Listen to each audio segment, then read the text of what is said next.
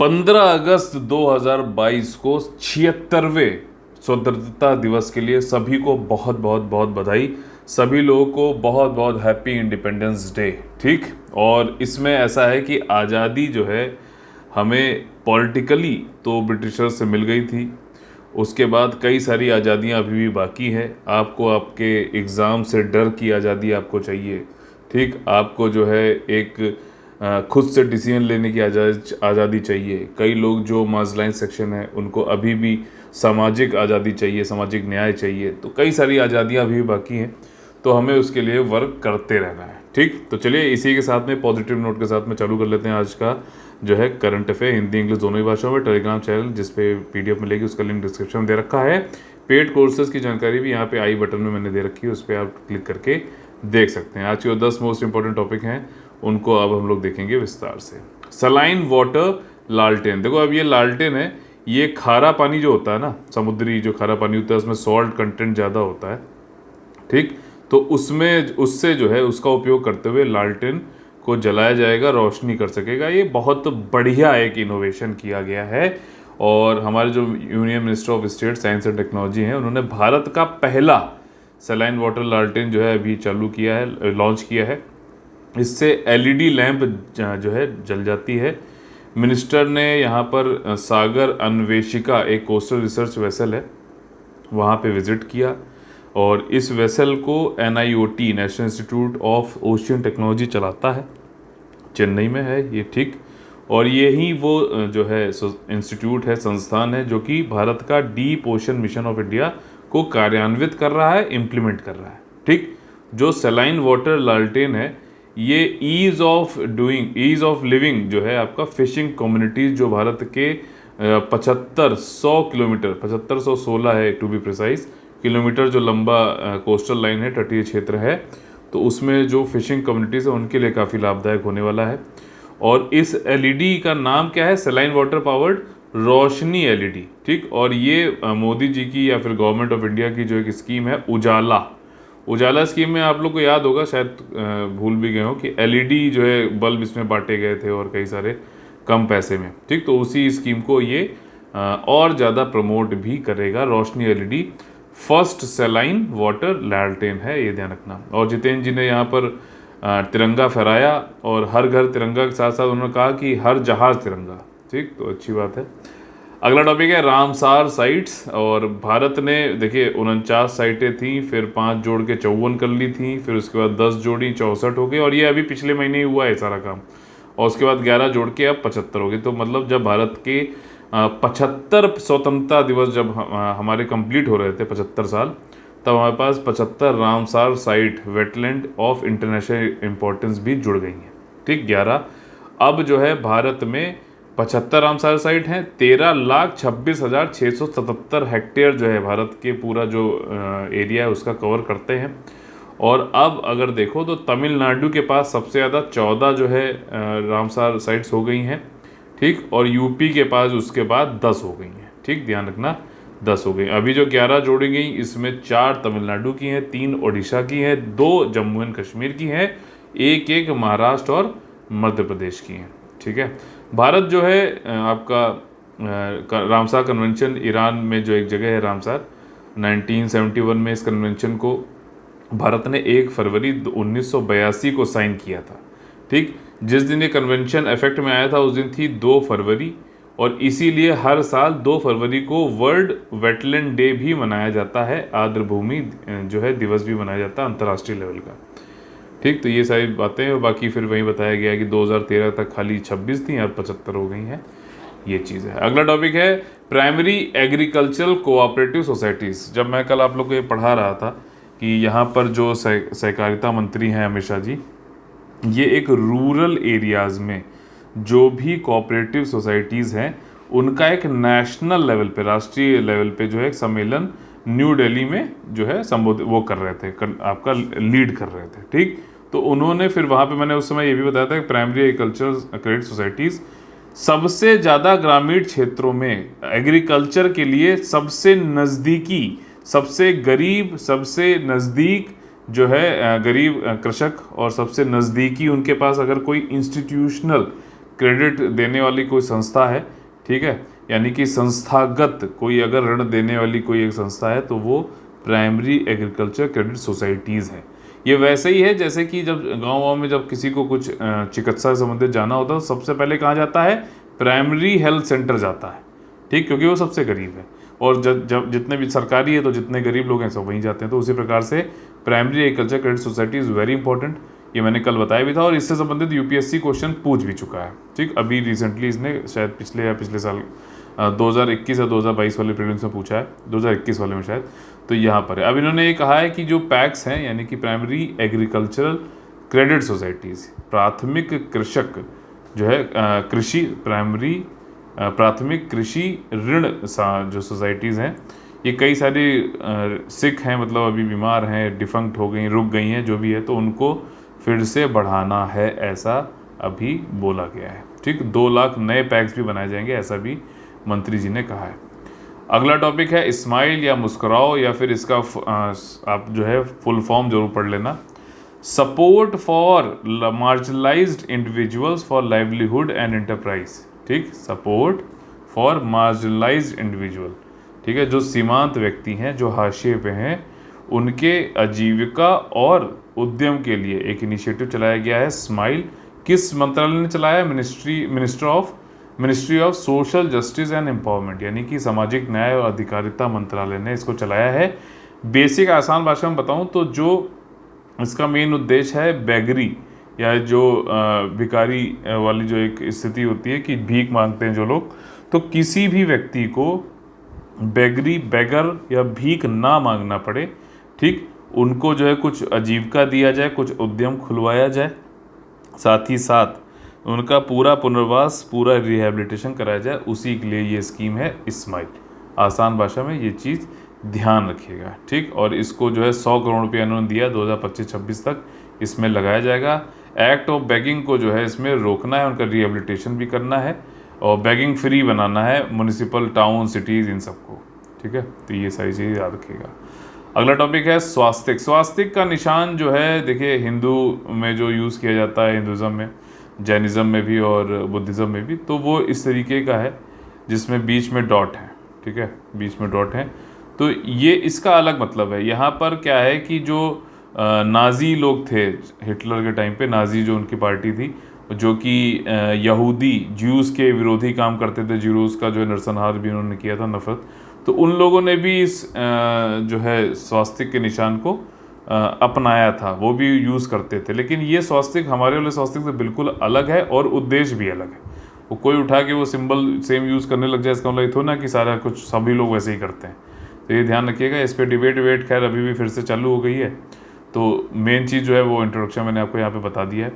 और यहाँ पे 11 अगस्त को न्यू साउथ वेल्स ऑस्ट्रेलिया में दूसरा स्टेट बन गया है, ठीक। जैसे हमारे यहाँ यूपी, बिहार, मध्य प्रदेश होता है, वैसे ही वहाँ के जो ऑस्ट्रेलिया के न्यू साउथ वेल्स हैं, विक्टोरिया है, तो वहाँ पर उन्होंने स्वास्तिक का निशान यूज़ करने को क्रिमिनलाइज कर दिया है, अपराधीकरण उसका कर दिया गया है।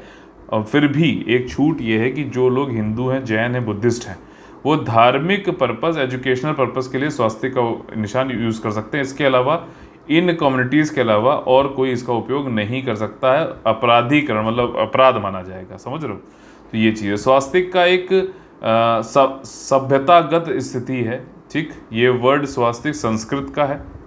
इसका मतलब होता है गुड फॉर्च्यून या फिर वेलबींग, सौभाग्य या फिर कल्याण की बात होती है इसमें। And it has been an auspicious symbol for Hindus over many millennia. ये कई सदियों से हिंदुओं के लिए एक शुभ प्रतीक रहा है, बिल्कुल सही बात है।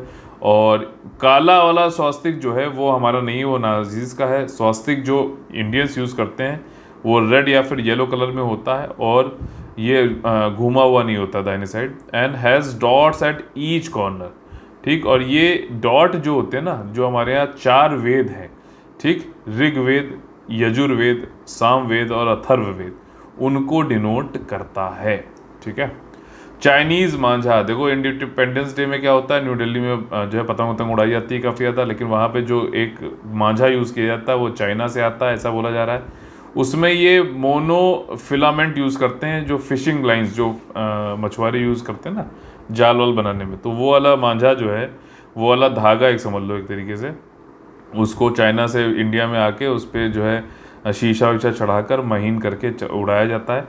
और इसमें हर साल ये देखा जाता है कि कई लोग जो है बाइक से जा रहे थे, मांझा उनके गले में आ गया और गला रित गया, उनका कट गया। इस तरीके कई बार हर साल जो है आती ही है news during the time of this independence day, क्योंकि उस समय जो है दिल्ली में ये प्रचलन है कि वहाँ पर पतंग उड़ाते हैं सब। ठीक, तो चाइनीज़ मांझा यहाँ पे भी देखिए किस तरीके से।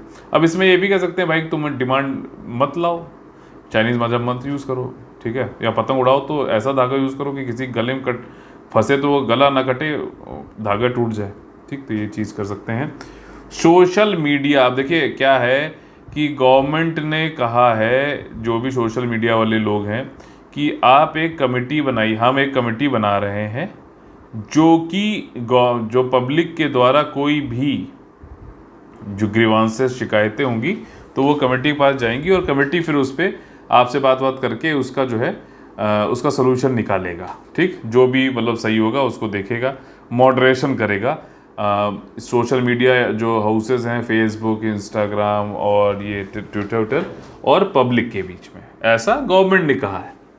वहीं जो इंडस्ट्री वाले लोग हैं सोशल मीडिया और इन सब के, वो एक अलग पेशकश कर रहे हैं।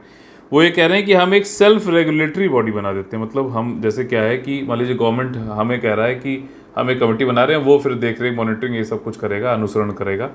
लेकिन फिर हम सब लोग ये सोच रहे हैं कि यार एक काम करते हैं, गवर्नमेंट वाले से तो फिर हो सकता है कि गवर्नमेंट का ही वो पक्ष लेगा, ठीक, तो हमारे अगेंस्ट में भी जा सकता है। तो हम एक सेल्फ रेगुलेटिंग, मतलब स्वयं विनियमित करने वाली एक बॉडी बनाते हैं एक, और जो कि जो है हमारा कोई भी, हम कोई गलत कर रहा है तो वो हमारे लोग मिलकर ही हमें खुद ही सुधार ले, हम लोग खुद जो है अपने आप को रेगुलेट कर ले, कुछ ऐसा बनाते हैं। तो इस बात पे भी सभी सोशल मीडिया वाले नहीं एक मत नहीं हो रहे हैं कि हाँ बनाना चाहिए कि नहीं बनाना चाहिए। वही चीज़ यहाँ पे बताई गई है कि इंटरनेट कंपनीज जो है सेल्फ रेगुलेटरी बॉडी बनाने के लिए एक मत नहीं है।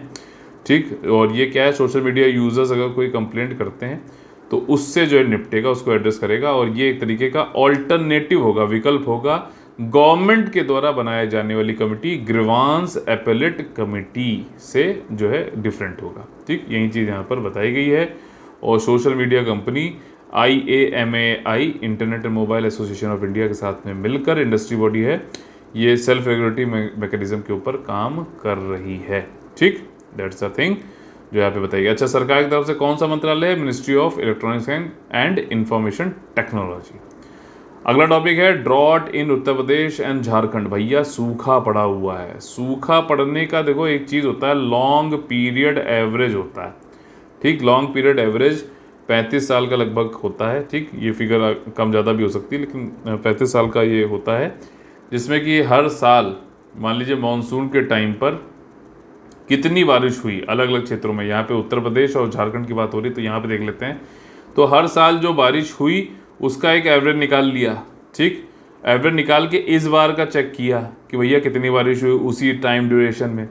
तो अगर बहुत कम हो रही है तो मतलब उसका मापदंड होता है कि हाँ, फिर हम कहते हैं कि भैया इस वाले से कम हुई है, जो भी स्टैंडर्ड है, तो हम बताएंगे कि ड्रॉट हुआ है, सूखा हुआ है। ठीक, मतलब जो है बारिश कम हुई है। तो यहाँ पर जो टाइमलाइन उन्होंने ली है वो है 1 जून से 12 अगस्त, और इसमें झारखंड, जिसमें कि नॉर्मली 627.6 mm की बारिश होती थी, इस बार 371.9 mm ही हुई है। ठीक, ये लोवेस्ट एवर रेनफॉल जो है झारखंड में हुआ है 1901 से, मतलब 120-21 सालों के रिकॉर्ड में सबसे कम वर्षा झारखंड में हुई है इस बार। ठीक है, और उत्तर प्रदेश का तो हालत और ख़राब है। देखो, झारखंड ने यहाँ पे 371.9 mm तो हुई है बारिश, उत्तर प्रदेश में तो भाई साहब 250 ही के करीब हुई है बारिश यहाँ पर। ठीक है, सीजनल एवरेज जो है हमारा 449.1 mm है 12 अगस्त तक, लेकिन फिर भी ओवरऑल देखो ना, एब्सोल्यूट नंबर्स में भी कम है। यूपी सबसे रेन डेफिशिएंट इंडियन स्टेट रहा है इस साल का। ठीक, जब से मानसून स्टार्ट हुआ है। और यूपी का अगर आंकड़ा देखो तो 1901 से 2021 के बीच में यूपी का ये खुद का भी अपना रिकॉर्ड है। अभी पूरे इंडिया में सबसे ज़्यादा सूखा यूपी में पड़ा है, और साथ साथ यूपी का खुद का भी जो है सबसे, अगर अपने से कंपेयर किया जाए 1901-2021 तक, तो ये सबसे जो है कम बारिश वाला जो है वर्ष रहेगा। इससे ज़्यादा जो है 349 रही थी 1987 में। ठीक, तो ये चीज़ रखिएगा यूपी स्पेशल में। अब देखिए यहाँ पर जो है एक चीज़ आप लोगों को पता है कि ट्रिपल तलाक जो है क्रिमिनलाइज्ड हो गया है भारत में। और कोई व्यक्ति, मुस्लिम व्यक्ति अगर मुस्लिम महिला को 3 बार तलाक बोलता है, तलाक तलाक तलाक, ठीक, इंस्टेंटली या फिर रुक के, जैसे भी है, या किसी भी तरीके से बोल के, व्हाट्सएप करके, तो वो तलाक मान लिया जाता था। तो इस चीज़ को क्रिमिनलाइज कर दिया गया कि नहीं होगा। और अगर कोई ऐसा व्यक्ति करता है तो उसको जो है जेल वेल भी हो सकती है। ठीक, अगर मुस्लिम जो पुरुष है वो करता है तो उसको जेल वेल भी हो सकती है। लेकिन देखो एक चीज़ समझना ज़रूरी है, बहुत ज़्यादा ज़रूरी है, कि सिर्फ लॉ बना देने से, अब इसमें सुप्रीम कोर्ट का केस था, ठीक है, तो सुप्रीम कोर्ट भी जो डायरेक्शन देता है उसकी भी जो तुलना है वो भी एक तरीके का अधिनियम लॉ ही होता है। लॉ के अनुसार, मतलब लॉ के तरीके से आप उसको ले सकते हो, जो भी सुप्रीम कोर्ट का डायरेक्शन होता है। ठीक, तो ये दिया गया था। अब देखो, लेकिन लॉ बना देने से जमीन पर वो चीज़ें लागू हो जाएं ये ज़रूरी नहीं है। अब हो क्या रहा है कि जो मुस्लिम महिलाएं जिनको ट्रिपल तलाक दे दिया गया, ठीक, एक तो वो एक तरीके की हाफ डिवोर्सी हो गई हैं। इसका मतलब यह है कि एक तो उनके पति ने उनको छोड़ दिया, दूसरा इस लॉ के अंतर्गत पत्नी जो है कोई कार्रवाई इनके खिलाफ करा नहीं पा रही, मुस्लिम पुरुषों के खिलाफ। ठीक, कोई उनको जो है एलिमनी, कोई भत्ता वत्ता जो है घर चलाने का मिल नहीं रहा। ठीक, इनके ऊपर कोई केस हो नहीं रहा, जो मुस्लिम पुरुष हैं जिन्होंने ये काम किया है, ठीक, लॉ बनने के बावजूद भी। और इनका जो है ये क्या है कि दूसरी शादी भी नहीं कर पा रही। क्यों? क्योंकि जो है लीगली तो ये मतलब हम मानते ही नहीं है इसको, ट्रिपल तलाक को, डिवोर्स मानते ही नहीं। तो महिला बेचारी गई है फंस। ये जो जिस चीज़ के लिए सारा जो ये काम किया गया था, मुस्लिम महिला को जो है आर्टिकल नंबर 14, 15, 25 ये सब जो है मौलिक अधिकार के अंतर्गत, अब फिर से हो क्या रहा है कि लॉ तो है लेकिन ज़मीनी रूप पे देखा जाए तो इम्प्लीमेंटेशन नहीं हो पा रहा है। ठीक, तो ये जो है ज़मीनी सच्चाई है जो यहाँ पर पूरा बताया गया है, ध्यान रखिएगा। ठीक, अब देखो ड्रॉट, सूखा जो है यूपी में पड़ा है तो भैया इंग्लैंड में भी पड़ेगा। देखिए ऐसा कुछ ज़रूरी नहीं है, मैं जस्ट यहाँ पर बता रहा हूँ। देखिए इंग्लैंड में भी बोला गया है कि सूखा पड़ा है इस बार। सूखा पड़ने का मतलब ये नहीं होता है कि ज़मीन में क्रैक पड़ जाए जैसा ऊपर पिक्चर में था।